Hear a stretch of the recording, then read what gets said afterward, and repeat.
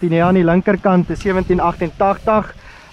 Agronomiese eienskappe, hoe jy hom uitken 1788, jy sal sien, hy het 'n perstronk op hierdie stadium van oortollige suikers wat hy nie in die kop kan stoor nie, en baie kere kom daai perskleur dan nou hier na die blaarskede toe. 1788, 1513, baie selle die groeilengte, hy pas presies in waar die haarreeks ingepas het.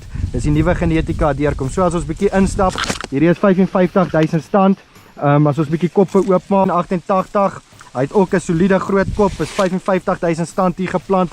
Hier kan julle sien, sy koppe is net so groot soos 1513. 1513 het sekere areas baie groter koppe, maar hy het 'n baie vol, soliede tipe van 'n loodkop. Hy's baie swaar, jy kan hom voel. Hy het 'n meer 'n vierkantige pit, hy het nie so lang pit soos 1513 nie, maar jy kan sommer sien, jy kan eintlik die skepelmassa amper sien binne in hierdie geel van hierdie 1788. Twee baie goeie opbrengskultivars in 'n pakket saam, werk hulle baie goed.